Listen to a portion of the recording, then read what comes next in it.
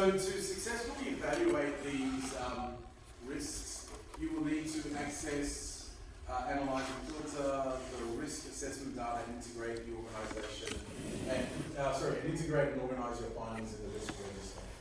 So you will include the risk register in your report.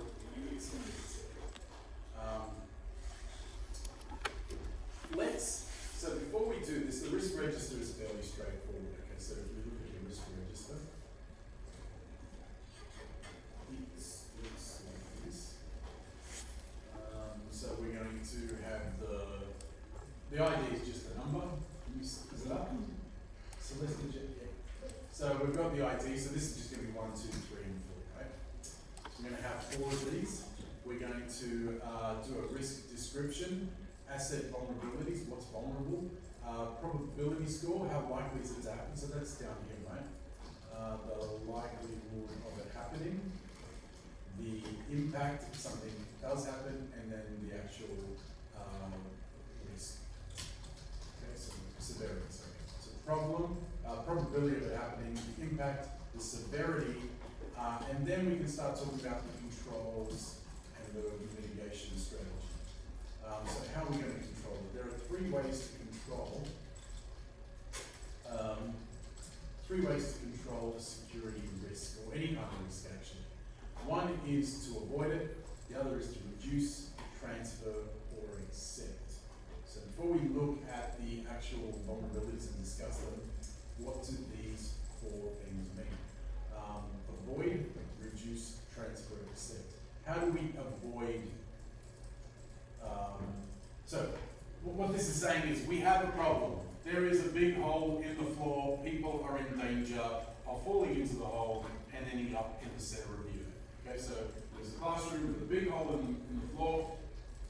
There's a risk. What's the risk? It's highly probable that people will step into that hole and end up in the center of the earth. How can we control it?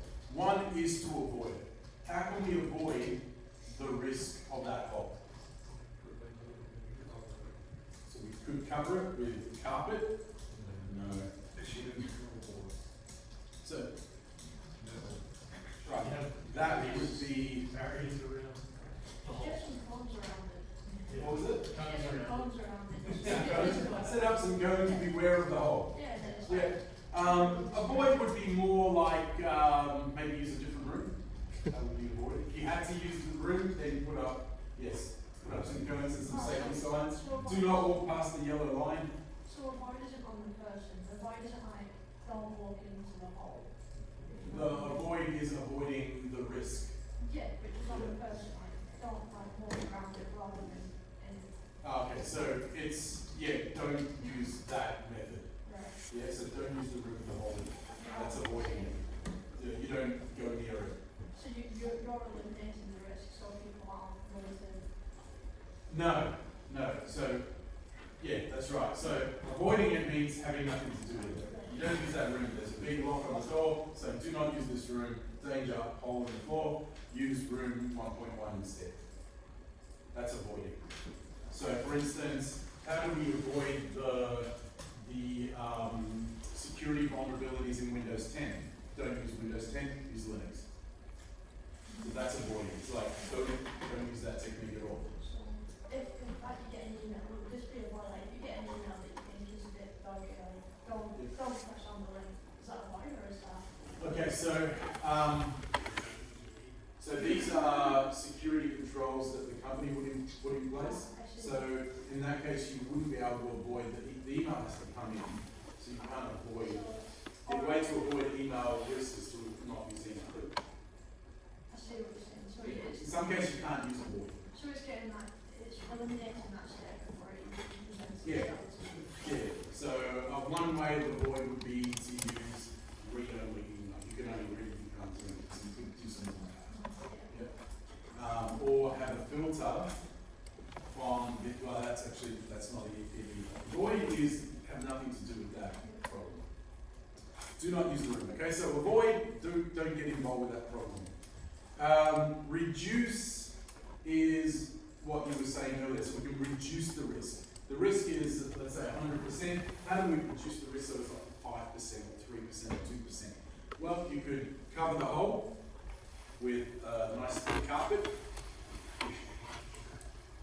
timber and steel. You could put signs up, you could put yellow tape, so do not cross yellow tape. You could put those little bumpy things that you get at the airport, you know, the little bumpy things. The little bumpy things. When I say airport, I mean train station. You know the little bumpy things? The edge of the platform? Yeah, what was that? Sliding. Well, awareness will be part of it. It's reducing the impact of the risk. So fill the hole with fluffy water. With fill it with foam, fluffy foam, so people jump in and nothing happens. That would make me want to jump in. I know. My kids first thing they think of. Can we jump in? Yeah, I think so. Fun actually fun. I went to a fun party on our day for once and you just drown. You can't breathe when fun comes down in your face. Oh, so it's Are you talking about bubble phones or like? so what happens if the foam goes in your face? Yeah, it's like being in water. Like you suck in when you try to breathe, you just suck in the foam and it's like I think you talking about like bubbles. exactly, you know that bubble bubble, right? Yeah, that's fine, that's- right? No, You know, I they think got clubs and like Yeah. you know those it'll come in trampoline places? We went into that Oh, foam. okay. So That's what it's like. But the foam that will yeah, right. hold you up. Yeah, it won't suffocate. So that would be fun. Well, maybe you should be the suffocating phones. So people don't jump in. Anyway, so fill it with foam, put signs up, all that kind of stuff, barbed wire, whatever it is you need to do to reduce the likelihood that someone's going to fall in the hole and the damage that they will experience. So find methods to reduce it. How do you reduce the impact of malware in your company? Use an antivirus. That's not avoid the antivirus. The antivirus reduces the impact of it. It's not going to be 100% bulletproof. Transfer. How do we transfer risk?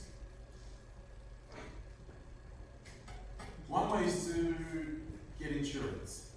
So, because that does. We got insurance. 17 people have fallen in the hole. Oh well, at least that's not our problem anymore. We've got 17 dead people. I don't know the new song. Maybe I should have thought of a better. The project two. But how do we transfer responsibility? One place is insurance. Another way is to hire a security company that will then protect the whole, but it's their responsibility, not your responsibility. Other ways with IT would be maybe to move all your stuff into the cloud. When you move your stuff into the cloud people are responsible for security. You're just responsible for what's in your work and so on. Like version update, like what And I then the added, last one is accept. what I changed. When would you accept, Raymond? Except the risk when When would you consider accepting the risk? When you go, oh, well, what are you going to do? When the cost of mitigating for that risk it's not worth it. outweighs the risk itself. Sometimes when the cost is too high, Yeah. and other times when, It's not worth the effort. yeah, because the risk is so low. Mm. So yeah, what's the likelihood that a Nigerian prince is going to send me an email? Happened to me. Haven't you? Yeah. Your hot stuff, My Adam. dad got the photocopied one in his letterbox. I went, oh, that's so awesome. And then I said, oh, where is it? I went back a week later, I said, where is it? Because I threw it out. I went, no, I would have kept it just to say I got I one. can give you a Scientology one that I got last week in the mail. What did you I get? got a Scientology pamphlet. Did you? You want it?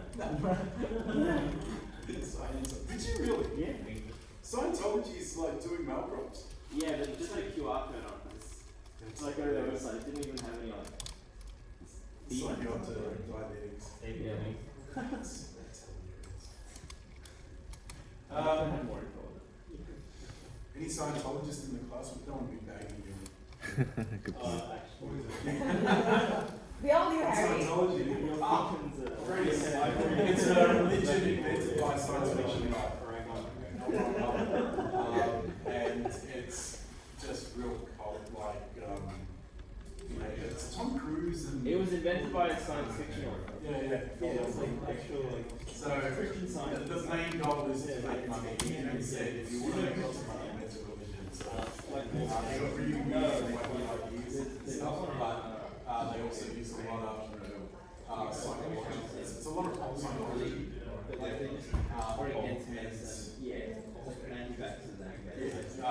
lot of money by charging. So the idea is that you can get to be up more in these bodies, and we live for a very long time. And the only way to aspire to this level of Pardon? Do you know what the project 2 is for programming? She hasn't given us anything yet.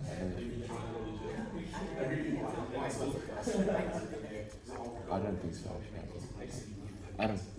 She hasn't given us a date for very the, distinctive. yeah, I don't know. Quite interesting. Do you know? No.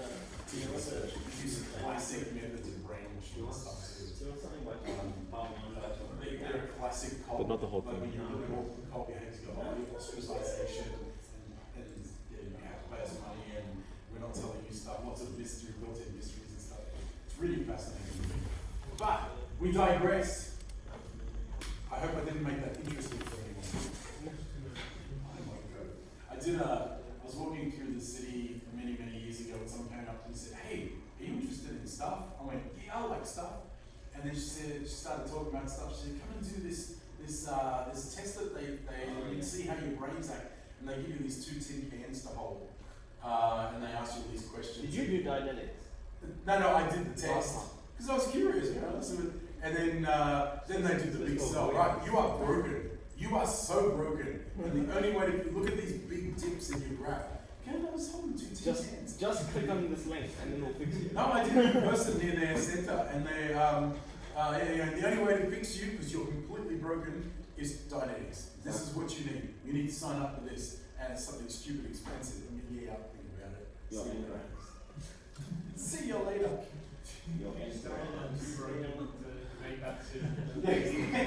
Not too broken to leave, stay. How do we get onto that? So anyway, we can accept the risk. Accept the risk because the likelihood of it happening is not very high, or if it does happen, the impact is going to be minimal. That's what you accept. You don't do the, oh well, what are you going to do? We can't afford an antivirus, so everyone's going to have to work on the internet without an antivirus. That's not acceptable, right? So accept is when the risk is low and the impact is low as well. For instance, do we need to get attacked by jellyfish insurance or alien abduction insurance? You can buy it. You can buy it, but should we get it for our company? Probably. More likely get die as a result of AI taking over the world insurance. The AI will take over the computer systems. Terminator insurance. Come with me if you want to live. And then, so they're the controls, right? Avoid, reduce, transfer, accept. You need to choose one of those 4. And then on the right-hand side, the mitigation plan. How are you going to mitigate? So generally, you will be using a combination of avoid and reduce for these things. You might even be looking to transfer. A lot of the time, we're not going to be choosing accept. Okay, so that's what we're going to be doing. We're going to be building this matrix up to these 4 problems. But we need to look at the problems. What are the problems? So this is going to form part of our discussion, okay? So when we do the role play, this part forms part of that. While working at home, how many do? Half an hour. Okay, so there's about 7.5 minutes each. We'll probably revisit this again. While working in a home office, what are the potential risks? People hacking your Wi-Fi. A virus, because you can download anything from home. Wi-Fi. Home Wi-Fi Being compromised. compromise, yeah. People hacking into Wi-Fi.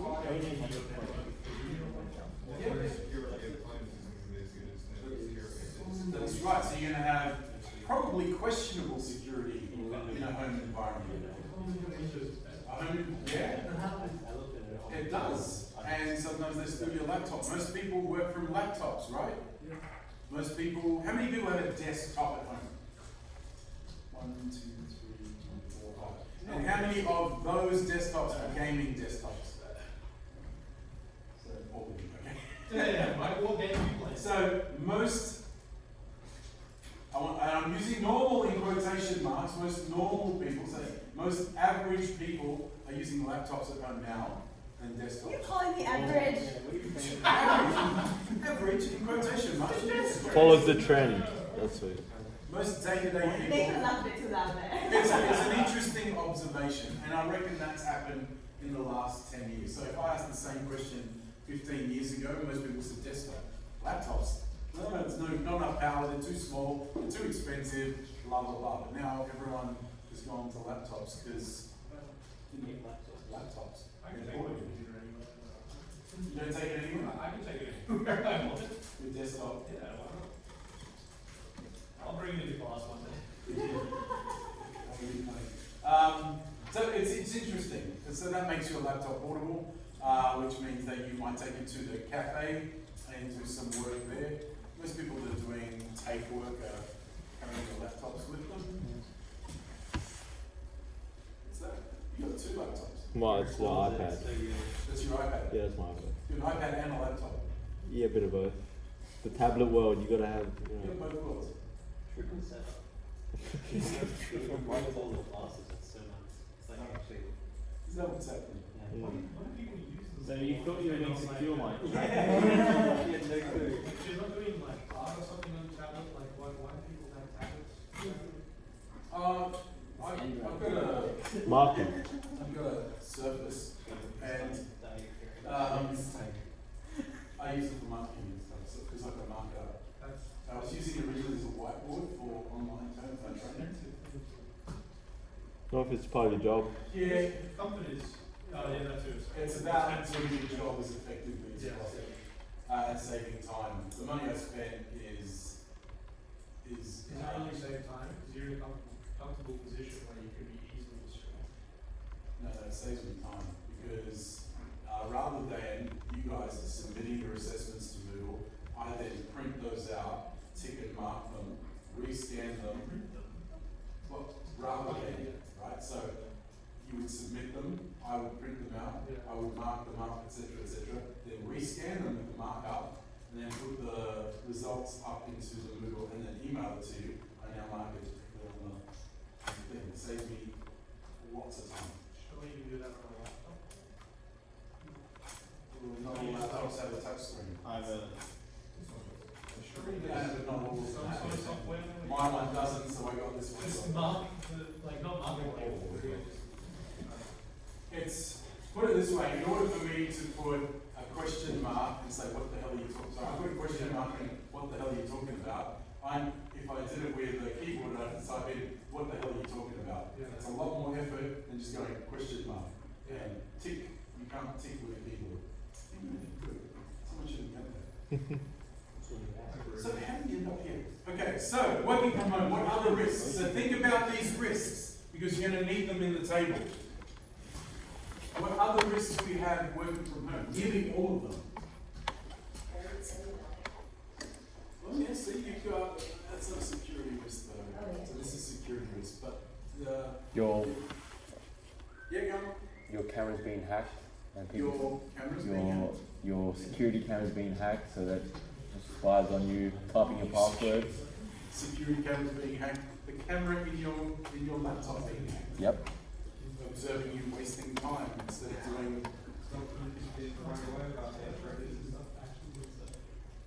Oh yeah, okay, yeah. So if you do print out documents, the fact that they're just going into your bin, and someone can go Those are fine. diving and get your stuff. Yeah. Yeah. And I think that the one we were talking about was your laptop being stolen. So what a lot of people do is remember password, remember everything, so that when you fire up your laptop, it automatically VPNs back to work if you're using a VPN. It automatically logs into all your cloud services, etc. So once you fire up your laptop, boom, everything's connected. Which means if someone steals your laptop, They go home, they fire it up, it automatically connects to everything. They connect it to your work, they connect it to your email. Everything's auto logged in. Wonderful. So it's convenient when you're at home, so whatever. it's convenient at home. So whatever. So screw it, it's the company's problem, not mine. Everyone. So, what would you put for, I mean, isn't asset vulnerability a type of risk? Like you said, your risk description could be your laptop might get stolen. Your laptop might get stolen. So then asset vulnerability is your laptop might get stolen, isn't it? In the, are you talking about the table? Yeah.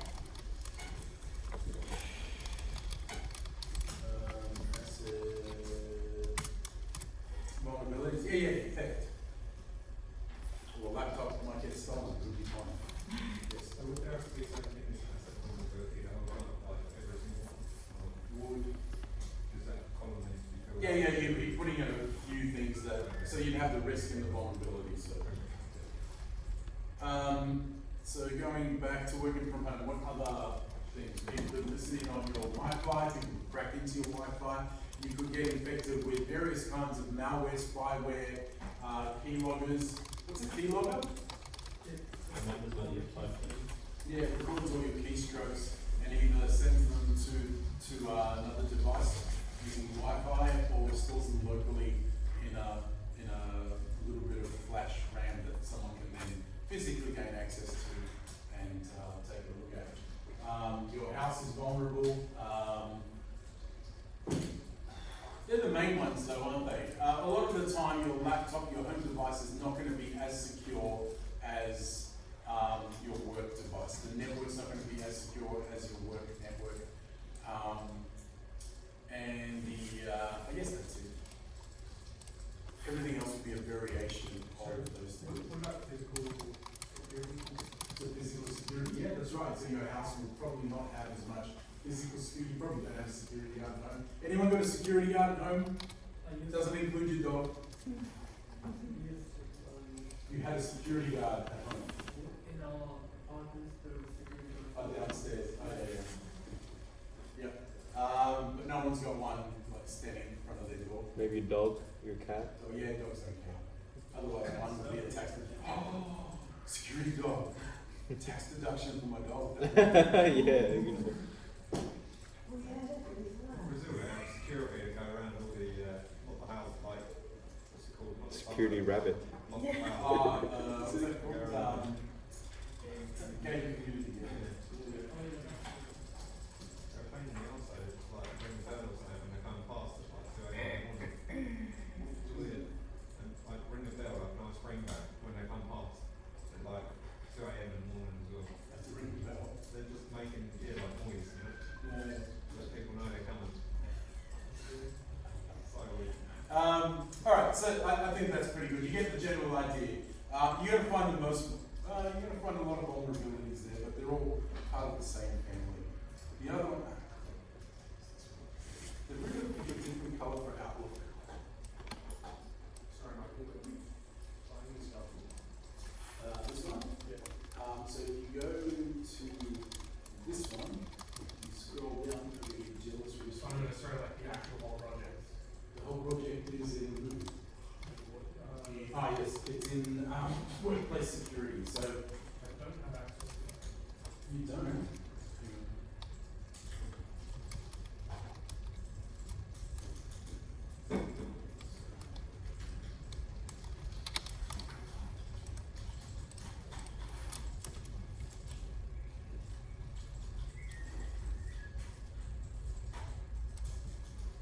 So yeah, if you go here, now if you don't have access to it, that's because in the course overview, you didn't go down to set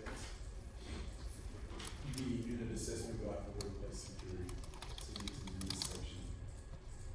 So once you've done this section, you can go back across to workplace security and you'll find the assessments. A little bit further down. What's the difference between risk description and asset vulnerability in terms of what we need to write? What's the difference between risk description, so that's just generally the description, so, for instance, Wi-Fi network could be compromised, Wi-Fi network compromised. Asset vulnerabilities, that would be the Wi-Fi network that's vulnerable, computer could be vulnerable, passwords are vulnerable, so where the vulnerability actually exists, with passwords and things like that. So this is what would happen, this is what's actually vulnerable. And we just got to do one for each, You should come up with 3 or 4. three for each. Yeah, 3 or 4. I like the way it's 3. 3 or, that's all I can do. 3 or 4, so 3. Well, or 4, but 3 would be enough. Yes, technically 3 would be enough. And then it's all three going the same one. So the risk would be, this is what could actually happen. And then what's vulnerable. Do we need 3 rows for time? No, just put it in the same table. Okay, right. Don't create new rows. Put it in the same table. So you'll have 4 of these where you discuss the numbers. We discussed 3 or 4 Yeah. in the same one. Yeah. You don't want us to. Having a new one for each. Yeah. Then just type it in the same. Keep going. So when I mark it, there's going to be 4 rows. With, One for home, one for cafe, etc. Yeah. So, so the 4 things that we're analysing are these. yeah. So there will be one for working in an office, one in a cafe, home office, sorry, one on emails and one by a contractor. Yeah. Okay. And then just put them here, 3 or 4 here. Okay. We'll usually discuss more than 3 or 4. There might not always be 3 or 4. Yeah.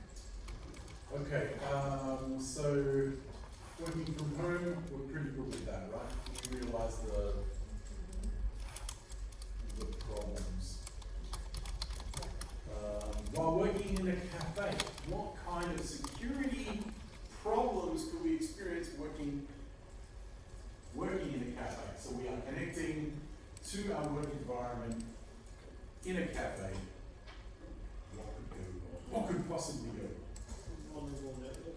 What is it? Vulnerable network. Vulnerable network, so people, most cafes have unsecured networks, not just vulnerable, but unsecured, which means there's no encryption, which means if someone wanted to capture your transmissions, they just need to walk in there with a net and scoop them out of the air. Have you seen those videos, like these new, like gadgets? I don't know what they say. Okay, it's like a little box, right?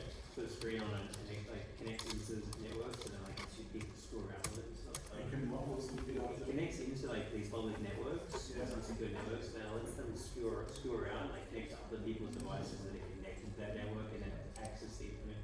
I've seen videos of it. I don't know what it's called. They're probably doing like a man in the middle attack, where they are simulating the network and all the traffic is passing through.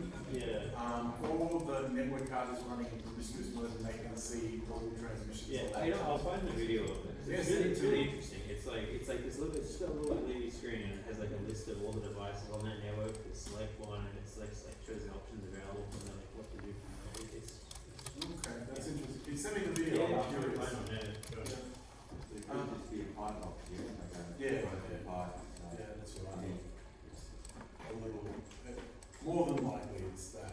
You're just doing Yeah, it. Raspberry Pi, is that what it is? Yeah, Raspberry Yeah, Pi. So- it's definitely something to do with that. Yeah. And all that's happening is it's just like pass through, they're going through that. It's a tiny Yeah. little computer, like motherboard. Okay, other vulnerabilities. So we know we've got a vulnerable Wi-Fi network. It's possible also, like Harry just said, you might not be connected to the network you think you're connecting to. If you are a troublemaker, you could turn up to Gloria Jeans or a McDonald's, and instead of it saying McDonald's Wi-Fi, you could call it Macca's Wi-Fi. And everyone goes, oh, Macca's Wi-Fi.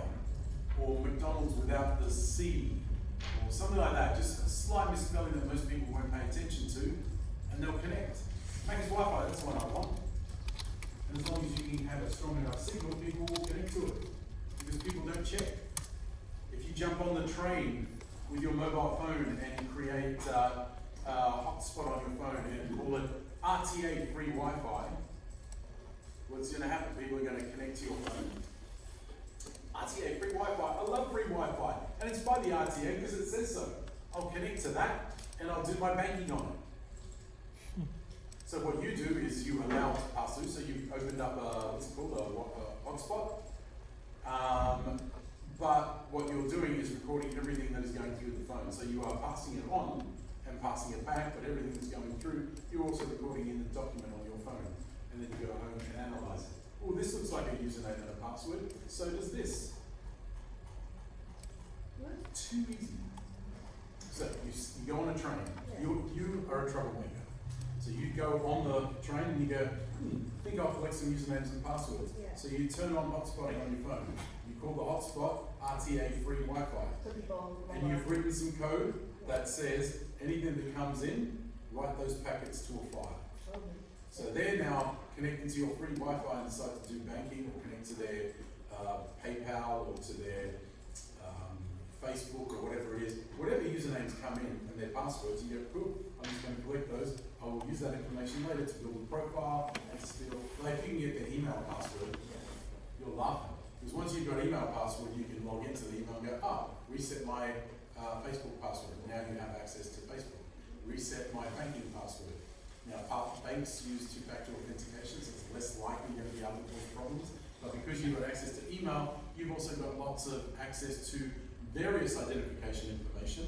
So you can then grab that and go to the bank and say, look, I've forgotten my bits and pieces, but look, here's some bills, here's this, here's this, here's this. I am who I say I am. You might even order a new driver's license. Say, I've lost it, can I come in and get a new driver's license, please? And you go in and get your photo on the driver's license instead of the legitimate person's. And so you start building up a profile, and eventually you get a credit card, borrow some money to buy a house, and then skip the country. I'm buying a $3 million home. See you later. $3 million will last a long time in Argentina. Maybe. Isn't Argentina experiencing ridiculous Inflation, yeah. inflation? Yeah. So maybe not Argentina. Oh, if you keep it in AUD. Oh yeah, I suppose. Yeah. USD. Yeah. Easy, don't even worry about it. How do we get onto that? Oh yeah, so vulnerable Wi-Fi and no Wi-Fi authentication. What else? There's other things. Yeah, shoulder surfing. Yeah.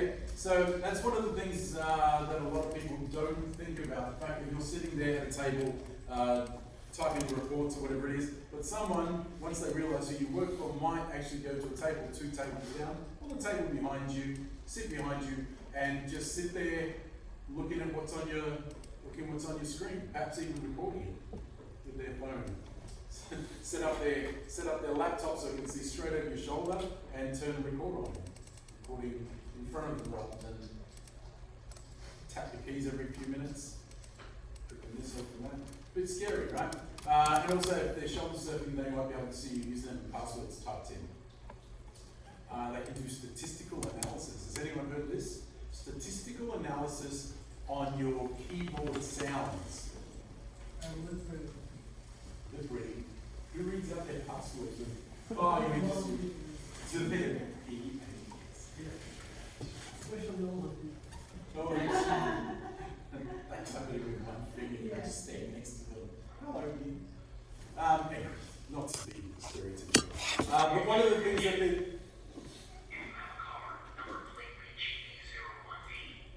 Harry. Why are you looking at me? Look over your car. Hold on.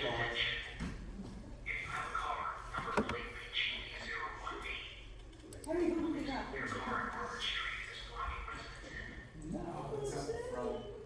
And then Why have they got an American accent? Sounds fake.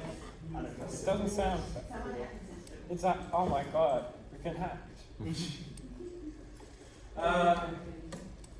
Statistical analysis on keyboard. So what they can do is listen to the sounds of your keyboard, and if they get enough samples, which you will in a cafe, right? You'll get thousands of keystrokes. That could be enough for them to actually do an analysis of the keys. Each key sounds slightly different, and then determine what it is you're typing. So all they have to do is record the sound of you typing, and from that they can work out what it was that you typed. Nuts, huh? It's so awesome.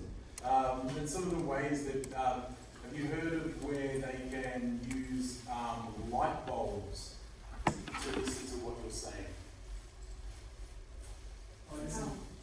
So what they do, they don't even need a laser. So originally the way this hack worked was they would fire a laser at a window and try and get the reflection coming back, and based on the disruption, turn it into, basically connect it up to a speaker, a transducer and a speaker, and they'd be able to hear. So basically the window is acting like a speaker, and then using light to turn that back into sound somewhere else. Because the laser is really pure, you can get really good resolution.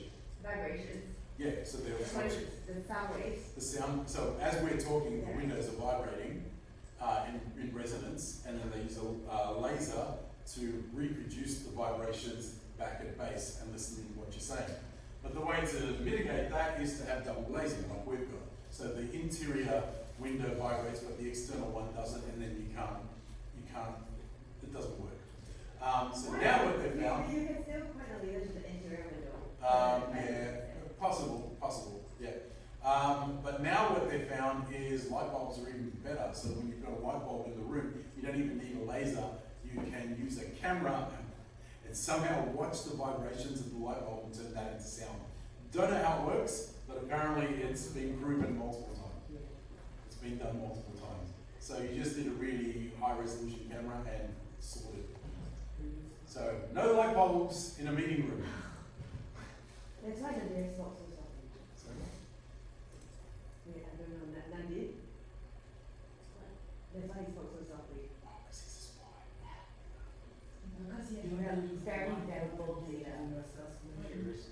They use the light bulb to do an assassination. Is this the... Okay. Yep. That's so crazy. It's awesome stuff. It's, yeah, this kind of stuff where people think outside the box. That's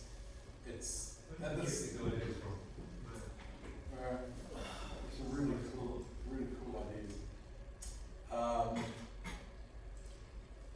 Like using the speaker in a television as a microphone, recording what's going on in the room. What other stuff in the Just game? reminiscing, Mike.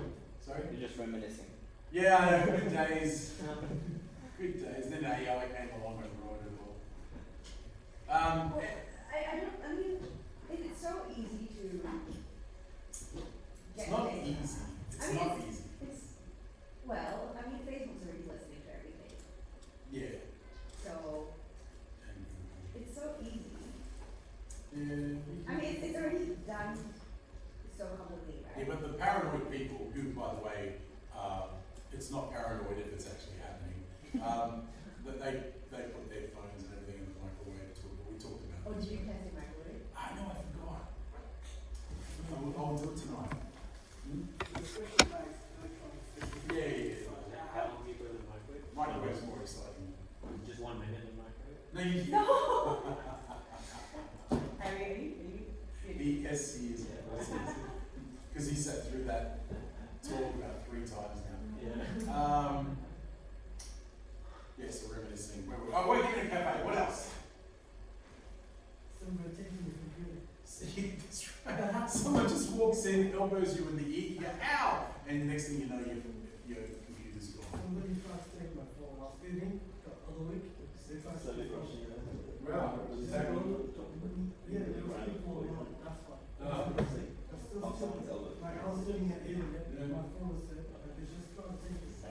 where was it? In McDonald's?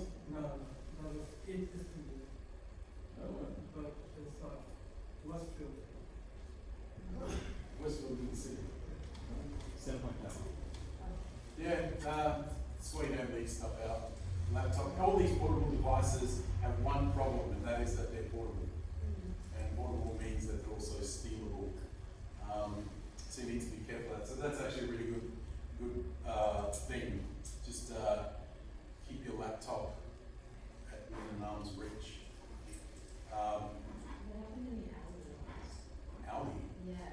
install your laptop at home. My phone, I put it on the beta. On the what? Walked up and, Oh god. yeah, Just brazenly. brazenly, and then she like held it like here, and so then I walked up to her like, I think you have my phone, and she was like, it was really awkward. Oh, really? But it was like, yeah, but you couldn't have done it accidentally. No. It was very weird. She thought it was for sale. Yeah. It's not like your one where you just say it off. Yeah. Wow. That's it, isn't it? And that's the thing, a lot of thieves are just broken. It's like, Yeah, I think I relied on you to, like, not wanting to accuse someone. yeah. You're so kind. I mean, you're so nice in the way you ask. Yeah. I think you have my At phone. least with the Oh my posture gosh. you make. Oh my god. You must, were you angry? Yeah, but then she gave it back, and then we were still in. And you stood next to each other in the line. Oh, sorry. I don't know, it was really uncomfortable. Did she say sorry? I was angry though. No. She didn't say sorry, she said busted. Yeah. Oh, when my body board was stolen, I was so mad. I found the guy who stole my body board. My body board. Yeah. I just snatched it from him. And it's like, you got my board. I was just so mad. I just wish I don't know.